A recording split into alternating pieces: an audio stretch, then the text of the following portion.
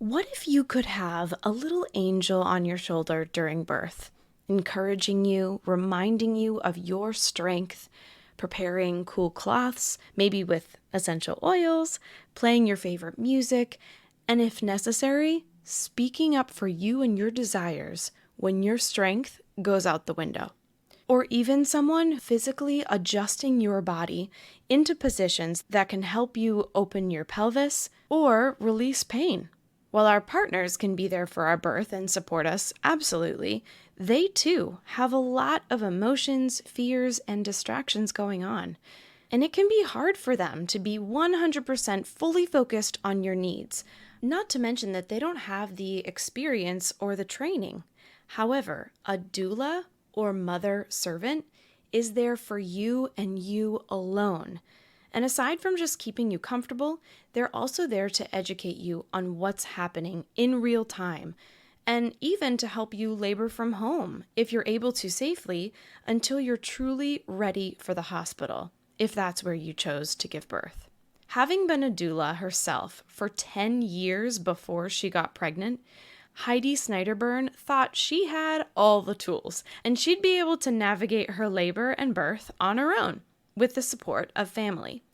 However, when she found herself still pregnant at 42 weeks and 5 days, being forced into an induction, and then being sent home because she wasn't dilated enough, she knew she made a mistake.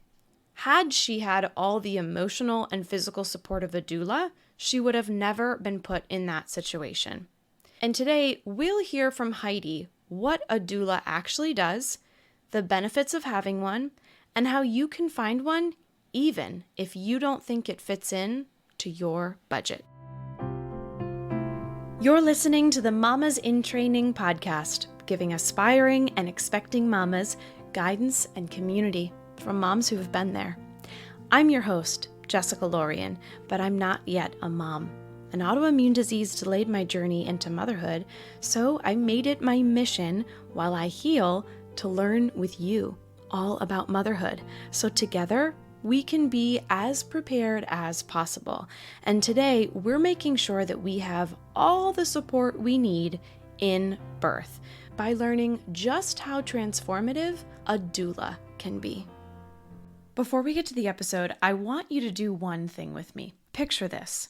You're out for a day of errands with your baby when all of a sudden they've soaked their fresh diaper that you just put on them before you left. Okay, no worries. You have an extra diaper.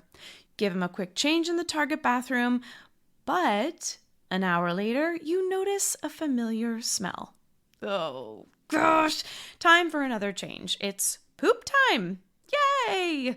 But you're a pro. You packed a second diaper, so you've got this one covered too. Baby is now asleep in the stroller, so you decide to go grab yourself a quick coffee. But then all of a sudden, they wake up screaming. So you pick them up, and what is on your hands? It's a blowout! There goes the third diaper, baby's clothes, and your own. With Boom Boom blowout bodysuits, diaper blowouts are covered.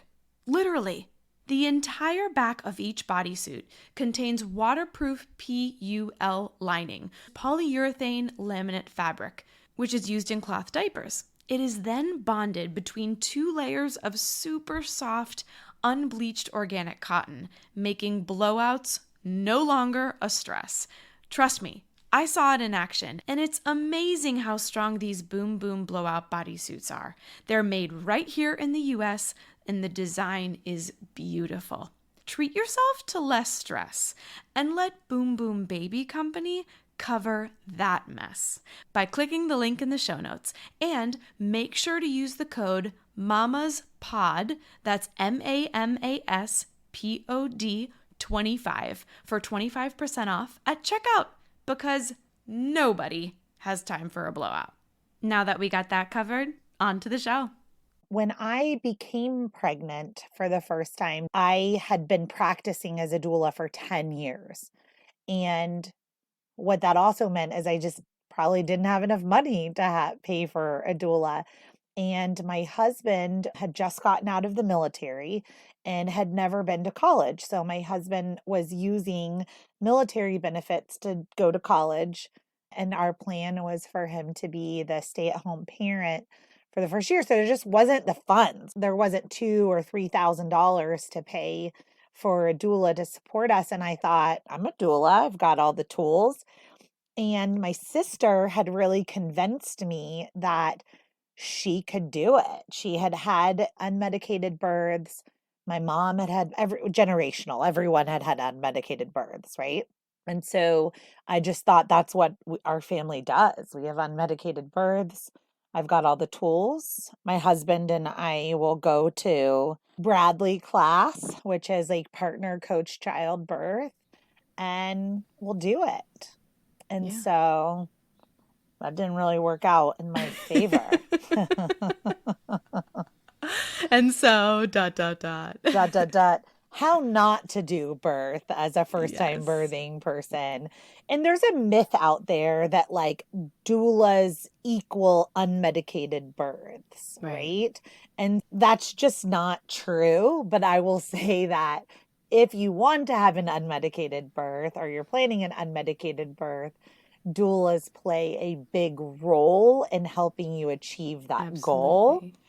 But if you're planning an epidural or you're planning a scheduled C-section, a doula still plays a really valuable role for all birthing persons and their partners if there is one. So there I was, super pregnant, planning my unmedicated birth. Like it was just not, it wasn't even an option in my mind.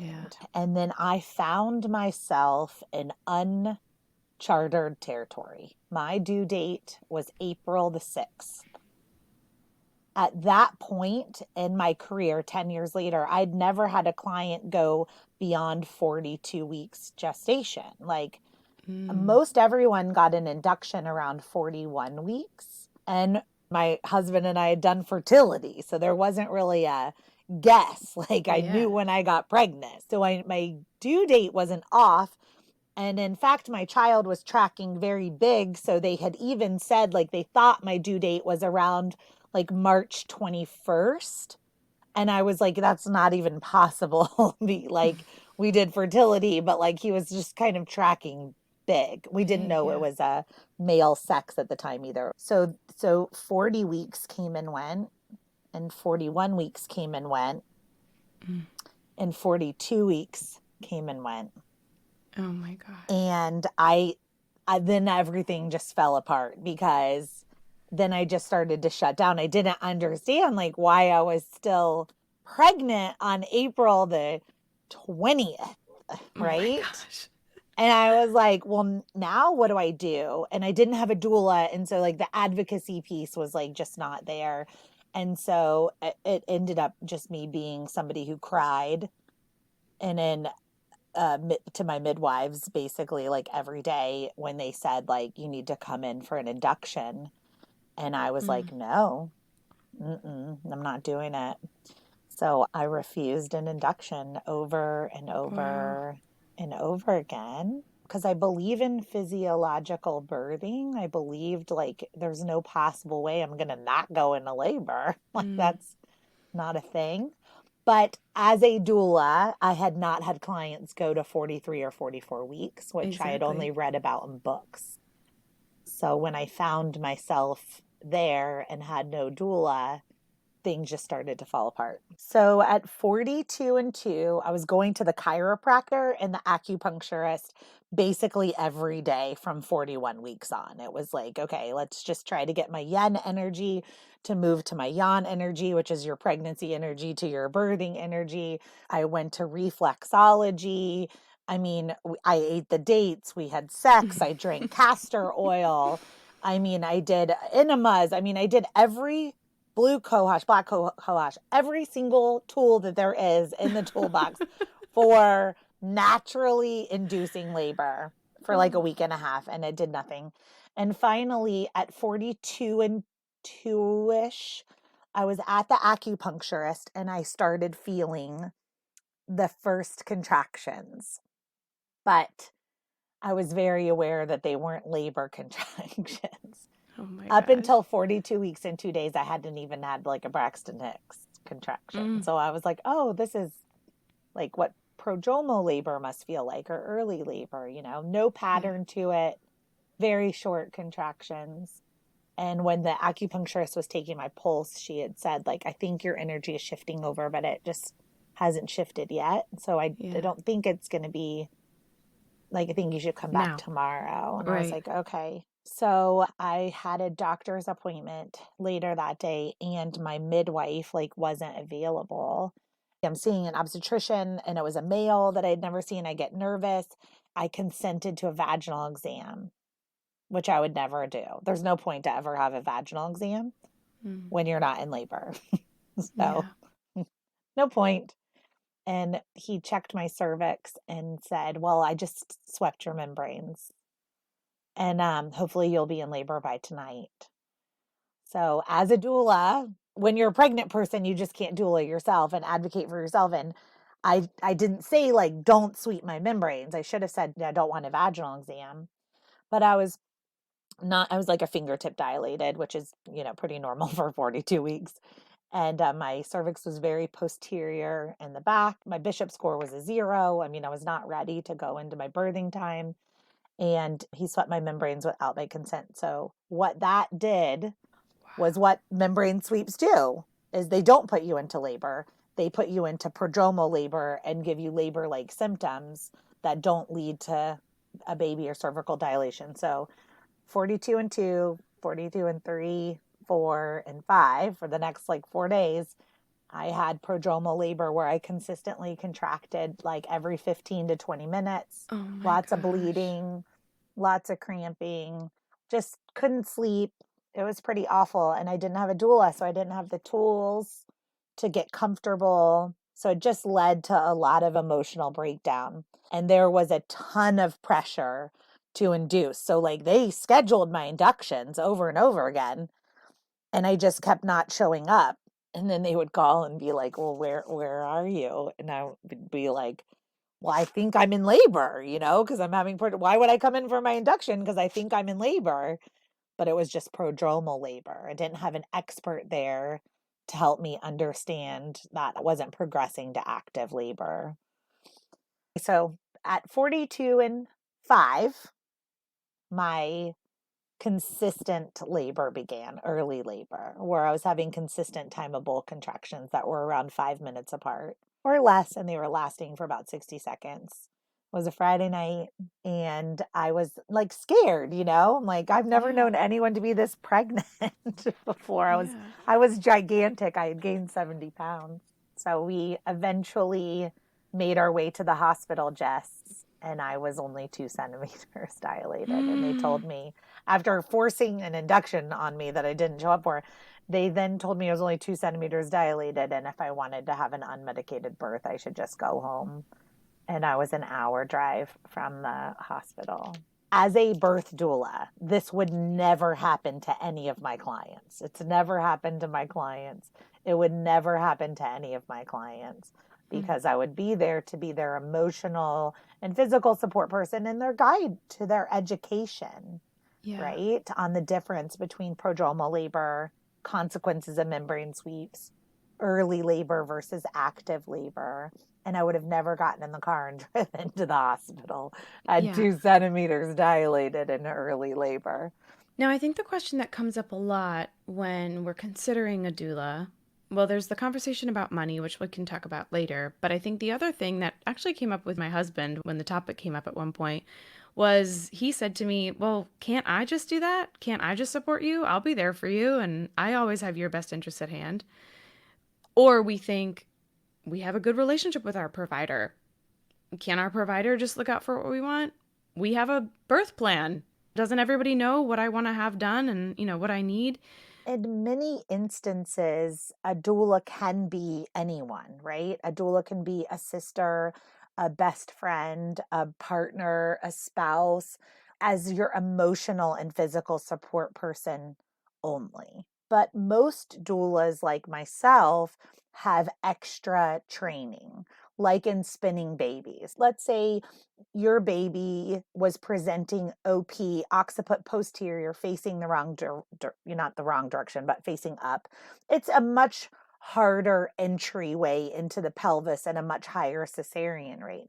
Well, a trained doula knows very specific positions to put you in to encourage a baby to rotate, to tuck their chin, to put their shoulders in, and to rotate into a beautiful LOA on the left side, occiput anterior, their head facing down, their head down, their chin tucked. And those are things that we start preparing for with Spinning Baby's Daily Essentials as soon as you find out you're pregnant. And then we look at the signs and the symptoms and the way that you're laboring to help move your body into positions to help you have a shorter labor, an easier labor, and a higher chance at a vaginal birth. So there are things that trained doulas know how to do that like a lay person just wouldn't know how to do, right? So can a partner encourage you and love you and calm you with physical touch and put an ice cloth on your forehead and put a fan on you and that type of thing? Yes. Can they reduce your chances of having a cesarean section?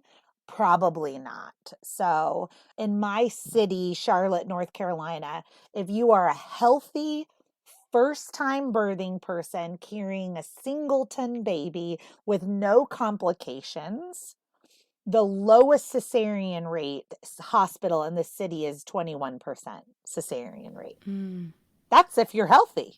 Now imagine if you have preeclampsia or you need to be induced or you have multiples. So we, across this country, we're close to a 40% cesarean rate.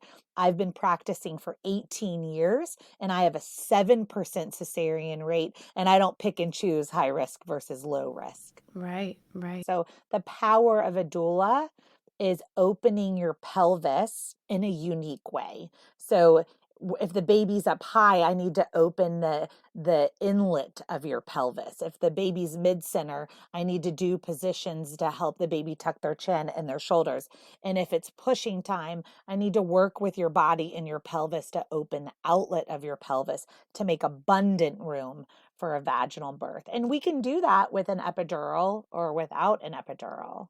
But we put a little too much pressure on our partners and our spouses. We're like, hey, do you want to be my best friend, housemate, and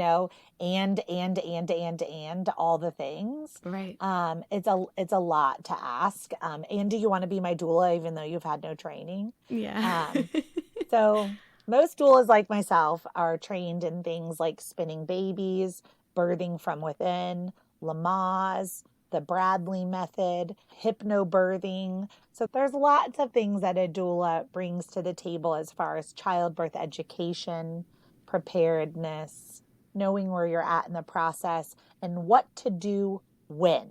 Right. So position A may help rotate your baby in the wrong direction if it's not used appropriately at the right time.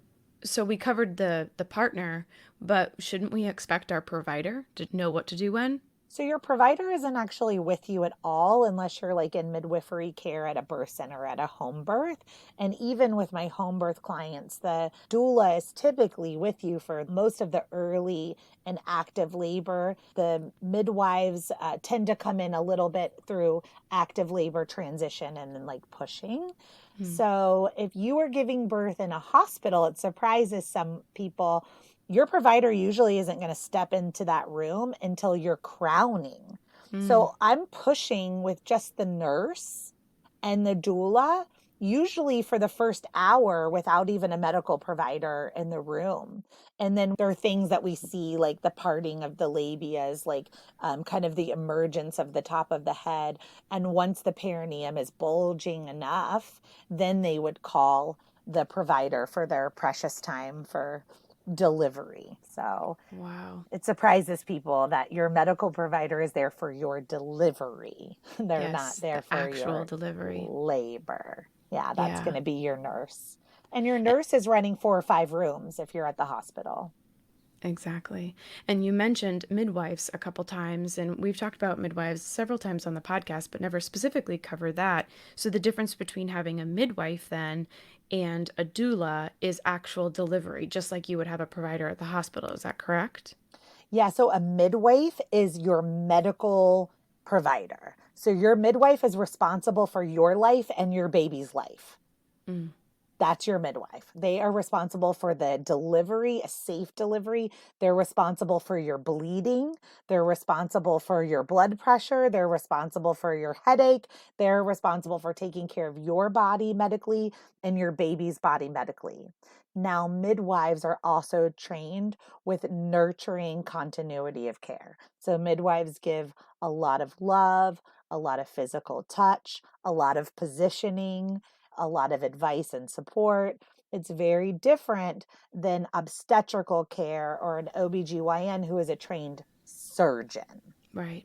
So that person, a doctor, an OBGYN is also responsible for you and your baby's medical care, but they can also perform surgery, like a cesarean section. A midwife cannot perform surgery, they can assist in the surgery. So if you were delivering at a hospital with a midwife and you had to go to cesarean section, an obstetrician would be doing the surgery, the midwife would be assisting in that surgery often. If you were delivering at a birth center or at home, then just the midwife would be doing your medical care. But often they're very nurturing, loving, and emotional support persons.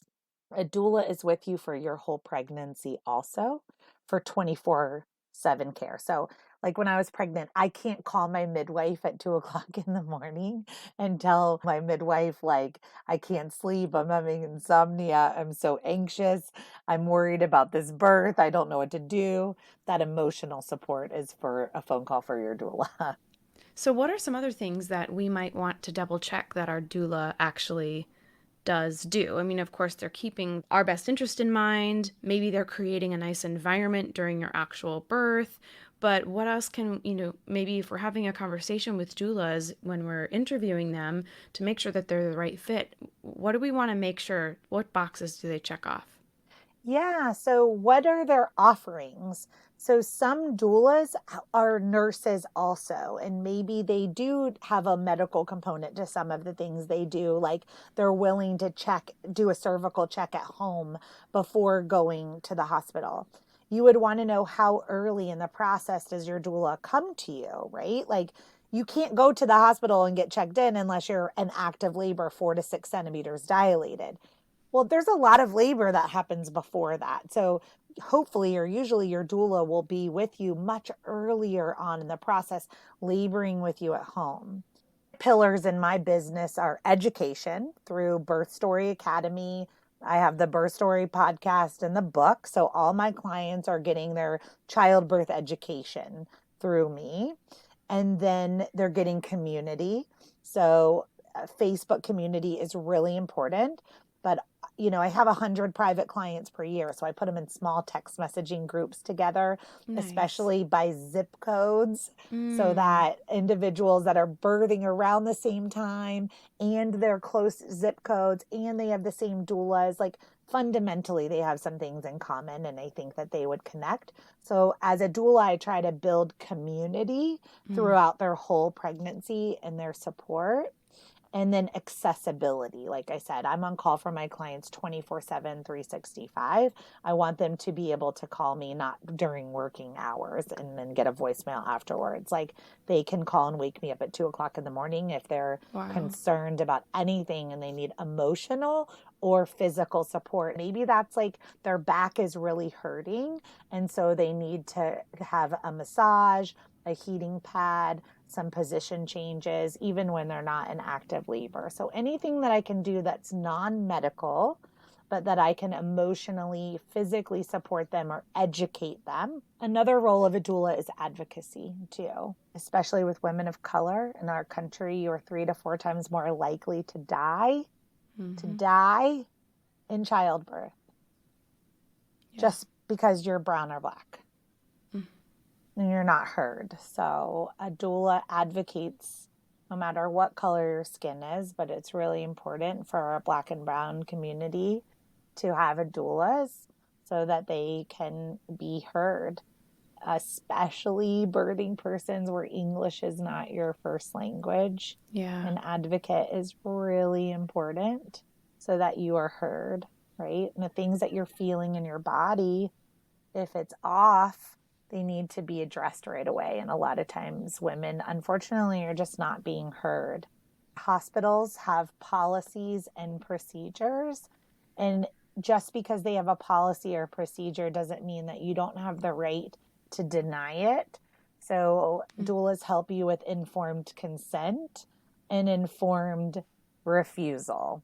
Example of my birth was informed refusal of Yeah. not going to my induction and waiting for spontaneous labor to occur with physiological birthing. So, and that can be a little controversial in the medical world, but that was what was right for me and my body. And I did have a beautiful vaginal birth at 43 weeks, Mm. 0 days, Mm. with an almost 11-pound baby.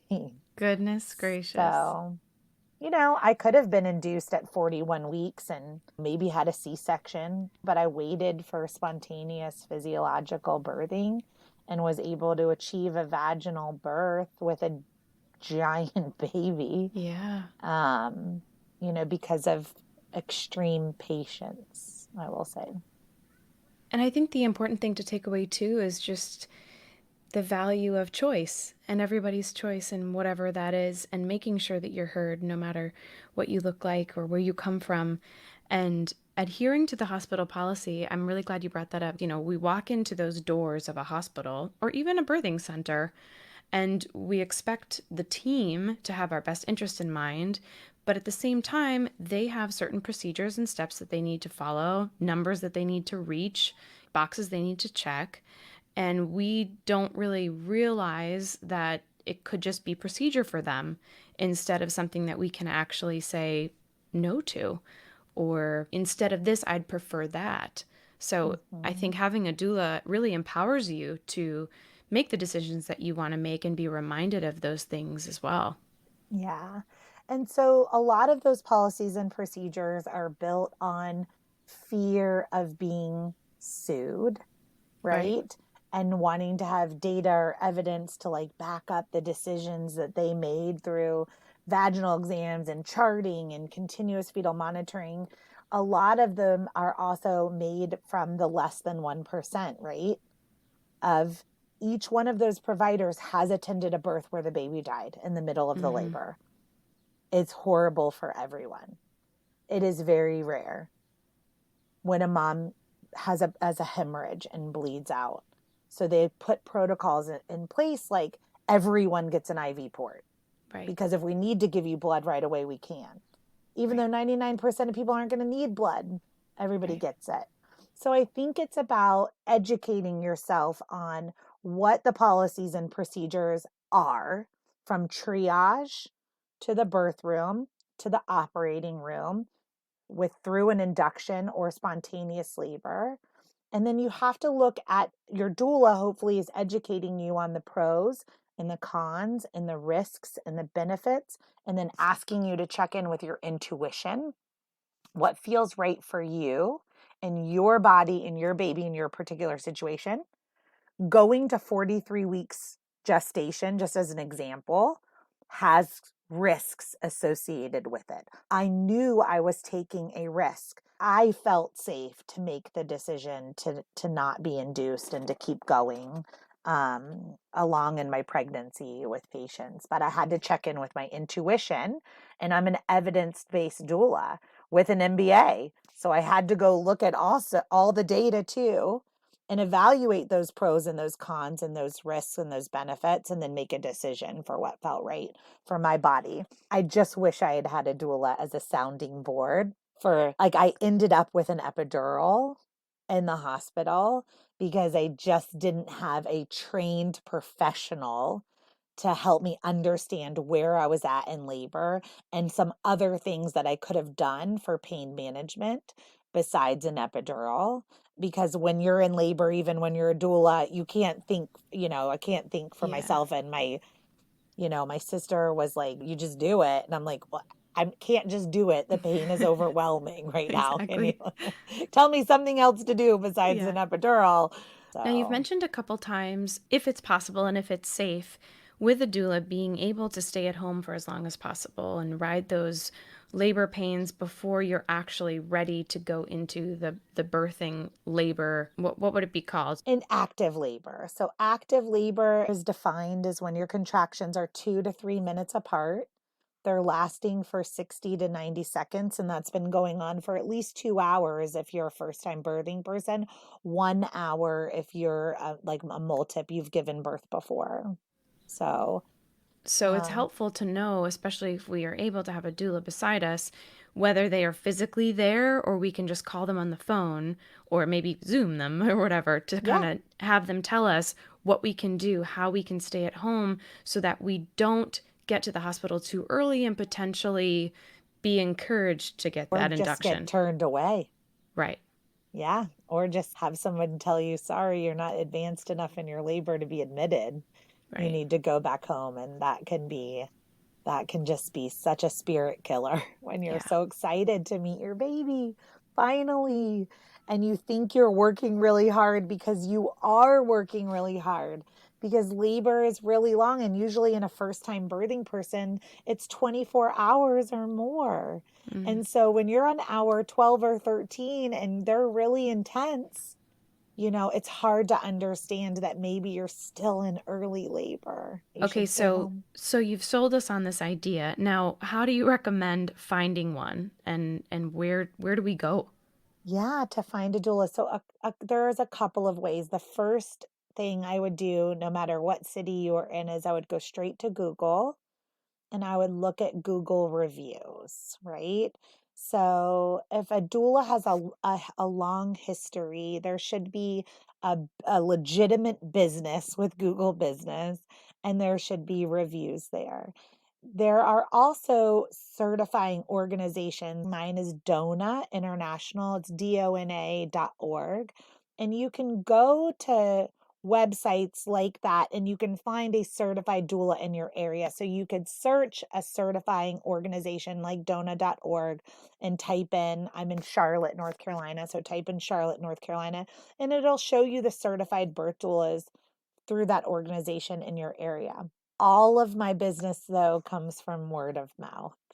So getting into your forums, like on a Facebook group or on a hashtag on Instagram, like hashtag doula in, I'm in Charlotte. So hashtag doula in Charlotte or hashtag Charlotte doula, and start looking through some of those hashtags to find some doulas that are actively promoting their businesses.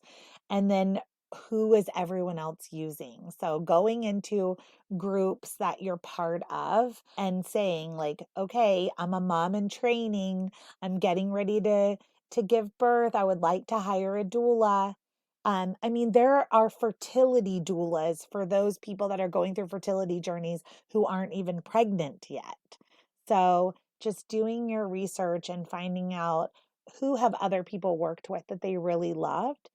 Every doula has a different style. So it's really important to ask like what's their experience, what's their style, when do they come to you, what's their process for their pregnancy, and the education piece of it. So I would really take the time to find out what they would do for you.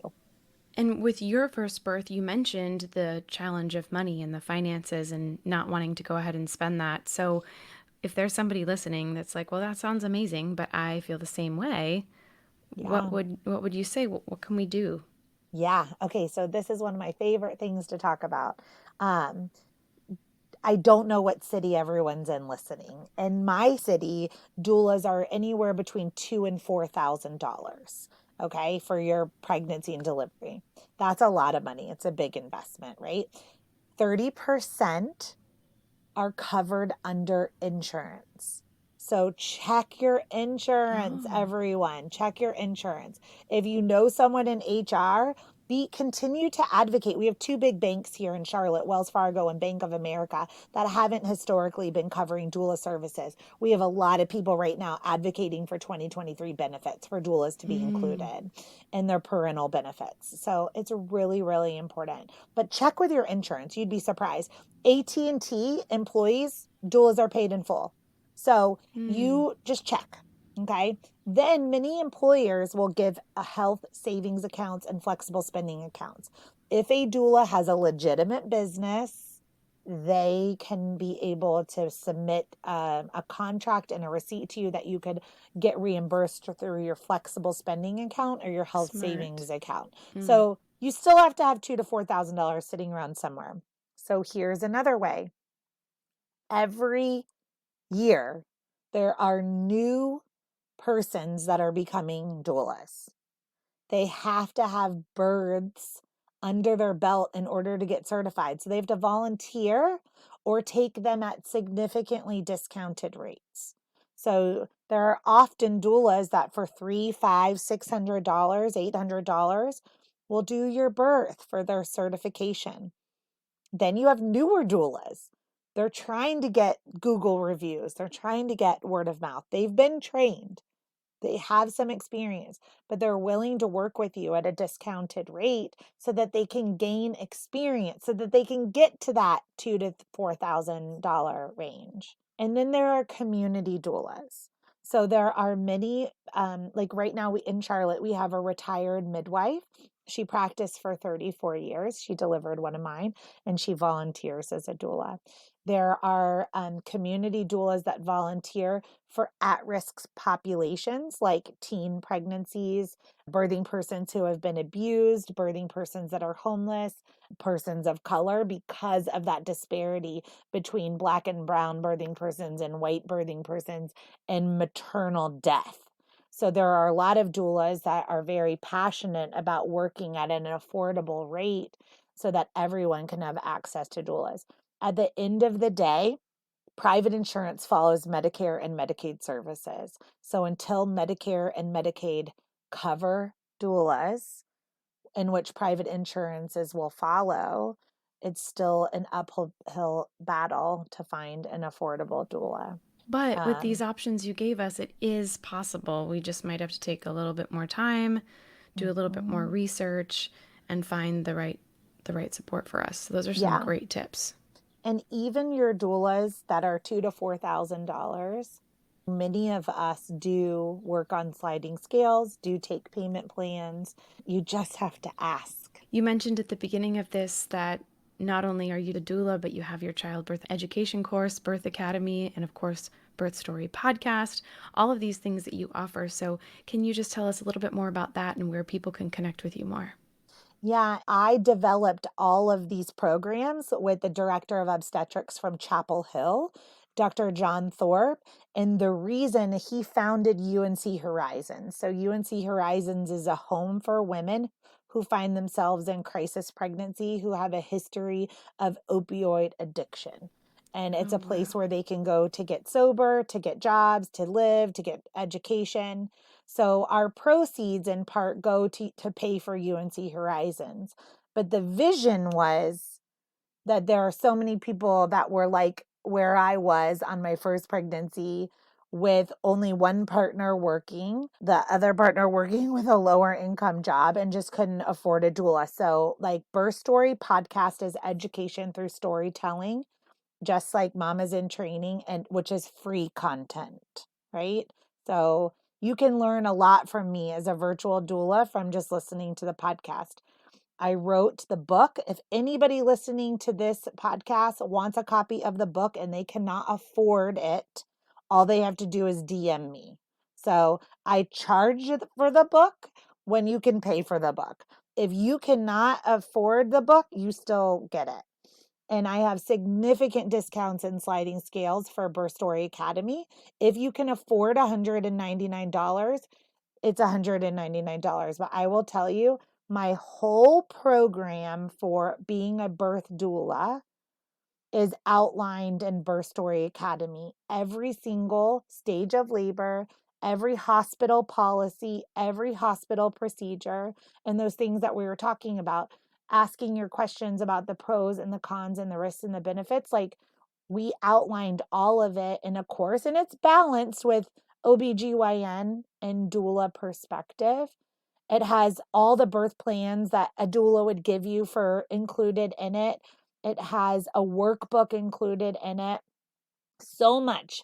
So instead of paying $2,000 to $4,000, I tried to create something very affordable for people with Birth Story Academy, where you could pay $200. And again, if someone cannot afford $200, all they have to do is DM me and let me know what they can afford, and they'll get access to Birth Story Academy, because it was part of our mission to be able to provide affordable virtual doula services and childbirth education for anyone that cannot afford to have in-person doula support. But you know what we can do? We can train you and your partner in advance.